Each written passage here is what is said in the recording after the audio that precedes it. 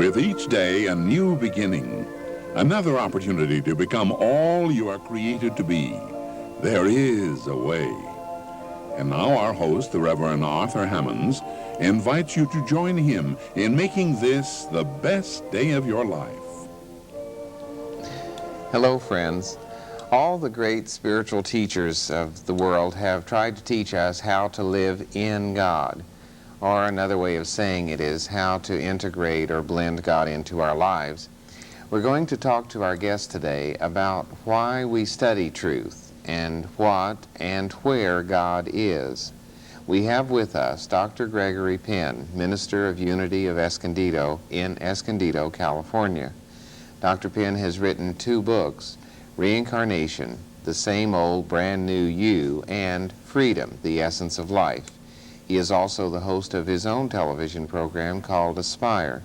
Welcome, Greg. I'm glad you can be here. I'm glad to be here, Arthur. I'm glad to see you in person. I watch your program, Aspire, and I find myself singing the theme song, which is beautiful, and I love the way you teach and share. Thank you very much, Arthur. Glad you can be here today. Honored. Tell me, what do you think is the purpose of the study of truth? Well, I think that we go into it with one idea, maybe, and students come into it for all different reasons.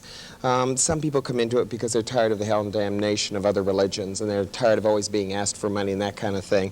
Some of them come into it because they think it'll make them richer, more famous, or sexier, or they've got an illness in their body, and all of those are legitimate reasons.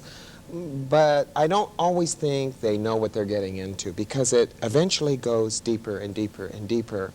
The study, we go into it like we go into anything else, like we go into life, like we have children, like we get married, like we do anything, have careers. We are in it to learn more about ourselves. We are not in it to learn more about outer things, and not even more about inner things, but really to find ourselves. The best way to go into the work is, in my opinion, to go into it just as you are, get the most out of it, but let there be changes, fluctuations in why you're into it. To have one reason why is often very, very disconcerting. We should have this more scattered. Well, you know, let it change. I've been a minister now for 15 years. I can hardly believe that. 15 years. That's a long time. That's a long time. Most of my colleagues in my class are out of the ministry. I've been in it for 15 years, and I look back at it, Arthur, and it's not the same. I'm not the same person I was when I began. My motives aren't even the same. It has changed because I have changed. And there were times when I didn't want it to change. Mm-hmm. You know, it was safer to keep it in an area of, well, just looking at God, or just looking at what we want to get out of life. I chose a route that was very difficult for me to take it another avenue, a deeper avenue. And then from this point on, you're going to be changing and growing if you're going to be alive. Yeah. And participating. If you don't change, you die. You know, the fruit, it gets on the vine and it ripens and it rots. You know, I want to be recycled a little bit, and I have been. Okay. I have been. Now, in this development and expression of yourself, which we feel is God within, what is God? Then the next thing I'm going to say is, where is God? Okay, well, let's take what is God. Okay. I think one of the first things, Arthur, that a person should do, and people go into religions, and I don't look at my work as a religion. Religion is something man created. It is not something God created. There's no such thing as a Buddhist religion or a Buddhist. Buddha did not create Buddhists. Jesus did not create Christianity, and many people, of course, would like to debate that issue, but it's the truth. He wanted no church, per se. We have interpreted that in it. Mm-hmm. I think a lot of people go to church because they think they should, and they think they'll find God. And I've heard even people say, well, this is the house of God at church. Well, I don't believe that. In fact, that's not true. Every place is the house of God. Mm-hmm. But more importantly in here, I think it is counterproductive for us to talk about what is God in a way. And I know that is supposed to be the function of many religions and many religionists and ministers. What else are we supposed to talk about? Mm-hmm. But I don't think that's good, because we have conceptualized God. We have never had God experienced. And that's a problem. You know, we can say, oh, I looked at the flowers, and the flowers are God. Well, that's a small part. You know, anyone can see that. Somebody might say, I hear God in music, and that's very nice, and that is true. But isn't it interesting, when the flowers are dead or pushed away or the music isn't playing, now where is God? Where is God when you're in bed and you're riddled with cancer? Where's God, you know, when you're going through tough times? God, you look at the flowers and you say, God's in the flowers, and you say, big deal, I've got problems, and get out of the flowers, get into my life type thing. And that's what I mean. The more we talk about God, the less we can know God, because the mind does a funny thing. It attaches to the concept that we've given, and it says, okay, you say, Gregory, that God is love. I might say that, and my mind goes, okay, God is love, I've got it. And it never goes any further in my lifetime. Never goes any deeper. How can it? My mind has fixated it into one concept, into one dimension, and it's all mental. Now where do you go? Now when you've got a problem, you say God is unconditional love, and the mind's got this concept, but unconditional love is not apparent to me in my condition or in my situation. Now what do I do? Now questions start arising, and we hear people, even Jesus had it. Father, why have you forsaken me? I mean, we all have gone through these times. I don't think it is good to talk about God. I think it is more important to find God. And you asked the second part, you know, where is God? Where is God in order to find Him? Well, first of all, I have trouble with the word him. I know you do too. I have real trouble with the sexist attitude about God. God is always a male, always him. And people will say, well, Jesus talked about him that way, but you see, that was his way. That doesn't mean it was the way. That was his way of trying to explain something to those of us who could not understand it any other way, not even remotely, Arthur. To call God a him, a man, or even to infer that as a person, to me is the highest form of hurting ourselves. In a subtle kind of way, and I don't believe in blasphemy, but blasphemy, if we take a look at it, meaning that we go against the grain of the nature of something, maybe it would be better for us, and I might suggest the idea, instead of trying to know where God is or what God is, let us just experience God. There have been those times, I'm sure, in your life where you have felt something with another person or in a situation where there was a subtle peace, a subtle kindness, a compassion, or as Jesus said, a love that we would not understand, a peace that is not the normal peace that we would feel. And in that subtle moment, we found God, and our mind said, what is that? And the minute our mind touched it, it disappeared. That's the problem with us. We're so busy trying to conceptualize, so busy trying to define, that we miss God. And we miss our life the same way because we're conceptualizing life. Well, you're this and you're that, and you must be this and you must be that, and we miss people. We sit here together. We have a concept about each other. The concept may be partially right, may be partially wrong. 9 times out of 10 it's wrong. Our viewers out there, they have a concept of you and me sitting here talking. They're missing us because there are no concepts here. There's just us. We are that expression of life. We are that expression of God. We need no more concepts anymore, Arthur. I think we need to put down the labels and such and maybe have what I call a direct experience in God. And wouldn't that be refreshing? It would be, and it would do all kinds of things for us, to us. It would do something for our body, our life, our affairs, but more importantly for our spirituality. You know, going back to the first question, why people come into the work, it's interesting. I think sometimes people come into it because they want longevity, you know, and here or there? Well, usually here in this body, you know what I mean? Yeah. They want that longevity, and I wonder, you know, why do you want longevity when so much of your life has been wasted anyway? Longevity is not the proof of a full life. Longevity is longevity. I know people, and I'm sure you do in your work, who their longevity is their curse. They're so miserable, but they're too healthy to die. It's their curse. I think in the effort to find God, we must look in ourselves. And I say this, I always say this to my students, find yourself, you will have found God. Find God, and you will find yourself. Now, this isn't the concept of yourself, but really finding your true self. Very good, Arthur. That's the truth. See, I'm learning. That's the truth, and that's the power of it. You see, we hear a lot of people talking about self-esteem. Self-esteem is a smokescreen of the ego, so we don't have to see ourselves. I can have a very good self-esteem, supposedly, in psychological terms, and have no awareness of God at all. Just my concept of God. There's no difference between a poor self-esteem and a bad self-esteem, except they're both smoke screens to get us through life. What you said is very true. The object is to know myself, not my conception of self, not what I want to be, what they tell me to be, what I should be, but who am I really? Okay, now is this essential in our study? Well, I don't know about yours, but it sure has been for me lately. Okay. I don't think talking about Jesus, God, Buddha, all these things outside of ourselves helps us as much as looking inside of ourselves. And if you look at Buddha, Jesus, Lao Tzu, all the great spiritual masters that we've ever had that we know about, and there have been many more, they didn't teach us about themselves. They always brought it back to us. You know, these things you shall do, and greater works than these shall you do, Jesus said. That puts a heck of a lot of responsibility on us, does it not? It does. He wasn't being humble. Buddha said, know yourself. When you know yourself, you have found the all. Lao Tzu had another way of phrasing it too. You are the one, period. Nothing more needs to be said. People think of I as ego. And I hear a lot of people say that metaphysics or truth teachers seem to be very egotistical because they talk a lot about I. But that is us. I is all I got. The I of you is all you've got right now. I mean, this is who we are. If I do anything in this life, I should be understanding who I am.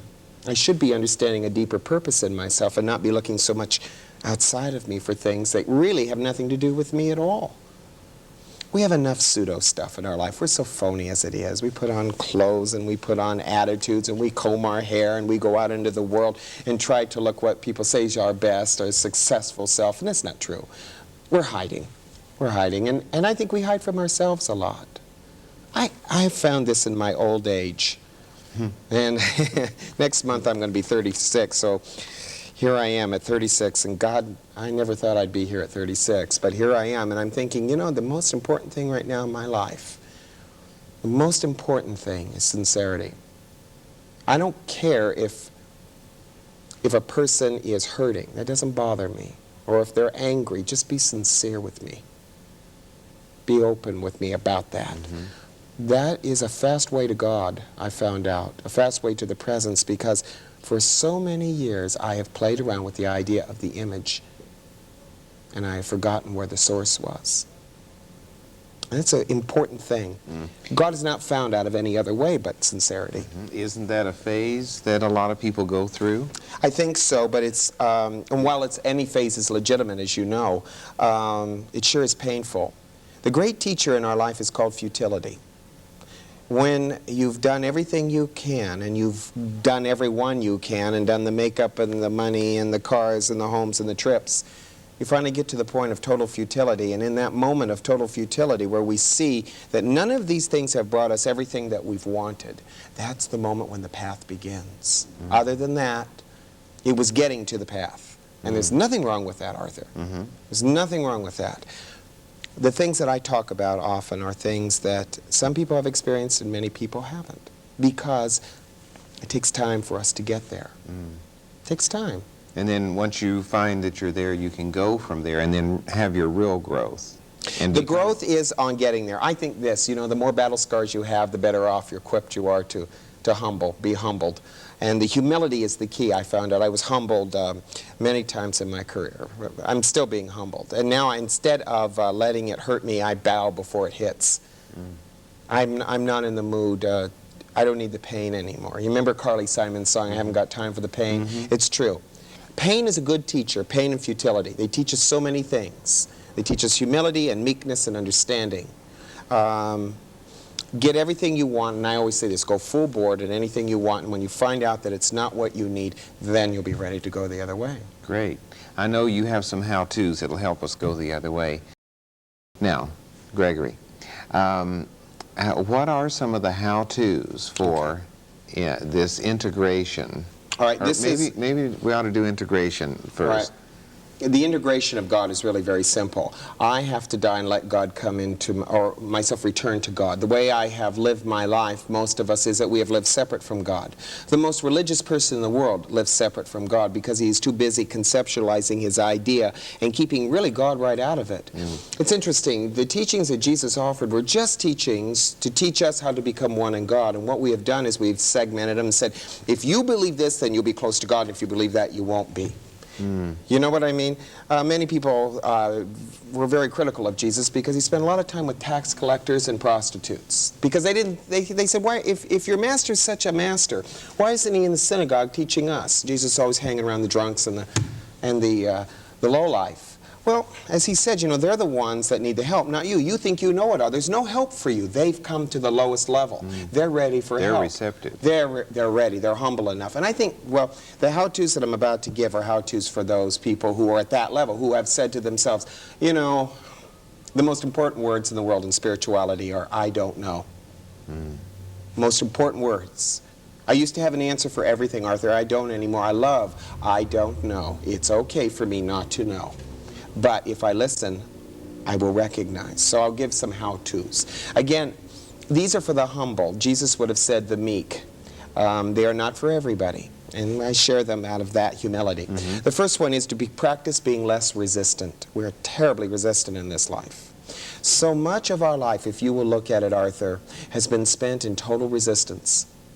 We want what we can't have. Recently, I've learned something that has changed my personal life around and my professional life around. And that is, learn to want what you get rather than get what you think you want.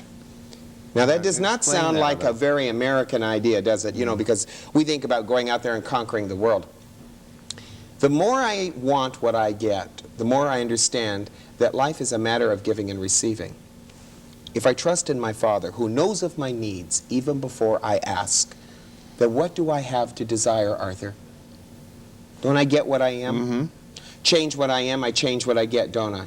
If I go out there and try to get more than what I am, I can't get it. I'll kill myself. As Jesus said, what reward have you if you gain the whole world but lose yourself? Are you sort of saying live your making instead of make a living? Very good. Okay? Be less resistant. Be less resistant. Move into life in a compassionate way. If people are in your way, step around them. You don't need to hold on to a grudge or a vengeance towards someone else. Be less resistant. You'd be surprised in the amount of tension that we have in life about how we're trying to always do this in life, butting our head up against the wall of life instead of merging with life, harmonizing with life. And that's really what it's all about, harmony, not resistance. So stop trying to make the river go up the hill. Flow down with the river and follow it a little bit. And that equates to a lot of trust. You have to be very trusting to do that. Another idea, and this is a corker for most people. They have a hard time with this. This goes against the grain of what we've been taught. It's the idea of consider releasing all of the philosophical ideas that we have about God and let God be what God is. I'm going to say something about my personal growth. This has nothing to do with the program or you. I found this, that in my time of letting go of my concepts about God and stop making God what I was taught God should be or what God was, that I began to see that God is none of the things I thought God would be. I was surprised. Did you find that he was more or less? I found out it is. And it does not need my definition. It does not need my adjective. It simply remains. In fact, if you do define it or adjective it, then it loses its isness and becomes what your definition Exactly. And I then lost your God. attention is off the isness, and then it's on the definition. All right. And now I've strayed away from God. And that is the commandment, thou shalt have no other God before you. Your whole concept of God is the false God. I mean, you know, we have a tree here, a bush. I don't look at that and I say, now that is a rose bush. It is what it is. I don't want to make it into anything other than what it is. And that's what we've done with God. We even have this funny idea, Arthur, that God is vengeful. Get them. God will get them. You know, I don't need to get them. God will get them. That's a terrible... God gets no one. God gets no one. They get themselves, really. That's the law. We are subject to ourselves. That's part of the God that is. Well, but how do you maintain that isness? That's the third step. You got to sit and meditate in the silence. I think our meditations have been very noisy. I know when I was being taught how to meditate, and I won't tell you by who, a mutual friend of ours, a teacher, it was always these concepts, these picture paintings, you know, sit by a still lake, throw a rock in the pond, watch the pond ripple out. And while that's all very nice and conceptualized, that sure gets me more attached to my mind. And I began to think, well, now when I meditate, I'll think of God, and I thought of God as I thought of him in those days as a male, you know, the whole thing. Meditation is none of those things. It's not opium dens. It's not sitting with earth shoes smoking carrot cake. You know what I mean? A lot of people think it is. It's letting go. It is sitting in the silence. It is very interesting. I sit in the silence for about an hour and a half a day. Most people would consider that a long time, but for me, it is necessary. We have a sit at the center for an hour on Saturday mornings from 7 o'clock in the morning to 8. We light a candle, and there's about 40 of us that just sit in total silence. There is an interesting thing. Personalities come into that room, and I've watched this now. After we get done meditating, and it's over, none of us have much of a personality left. It's kind of washed away. The falseness is gone. I don't look at you like Arthur anymore. I look at you like me, because you really are me, Arthur, and I am you. There's no division. There's no more space between us anymore. There's a oneness. That's God. But to say that, of course, again, loses it, because then our mind goes, well, I want that oneness, and I'll get that, and I'll make that happen for me. It took me years to finally begin to see that. So now what do you call this third step, meditation? Yes, we call it sasan, but it's called meditation. To sit in the silence, to clear the mind, and you don't clear it by saying no thoughts. You clear it by not associating with thoughts. Someday maybe we'll talk about meditation, because it is a fascinating subject. It is not to clear one's mind and make a blank. It is to let the mind go its way while you go your way. And the interesting thing is, and this has been fascinating for me, the amount of space that we can build between one thought and the realization of ourself over here designates the beginning of our spiritual pathway, and that is the first time God is possible. Because I'm not conceptualizing, I'm not judging, I'm not analyzing. It's a very important moment. What is the fourth step? To live, to act, and I put here to breathe, more from the heart, less from the head. Very heady people, very heady. We've been taught to live from our head. We've been taught to be intellectual. We've been taught to be mind-oriented. And mind is everything to a Westerner. But if you cut the brain out of a Jesus or a Buddha, you wouldn't have changed the person. He would be the same person. They didn't work from their head. They never worked from their intellect. People who are seeking the spirituality of themselves find it in their heart. Now, when I say heart, I don't mean emotion. I want to make that distinction, because emotion's the other side of intellect. It's the same coin, just the other side of it. A person who is heavy in the intellect will also be heavily emotional. I've noticed that. And they'll often suppress those feelings, but they'll be heavy in that emotion, real heavy. When I talk about the heart, I'm talking about what I call the gateless gate, the pathless path. That's where we meet God. We don't meet God here. We can't see God from here. But when we learn to see God from here, from that chakra of the heart, nothing is the same again, Arthur. You don't eat the same. Arthur, you don't even breathe the same. Your very breath becomes sacred. Your very act of living now becomes sacred. It's not a matter of get in the car, rush home, do this, do that. It's now a sacred moment. The whole life experience. I missed so much of my life doing things that I didn't need to do, because I was told and programmed by people what I should be.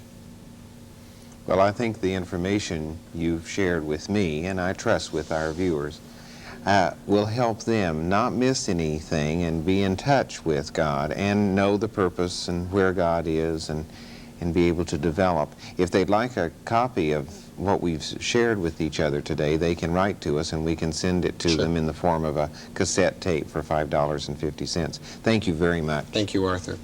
Our guest today has been Dr. Gregory Penn, Minister of Unity of Escondido in Escondido, California.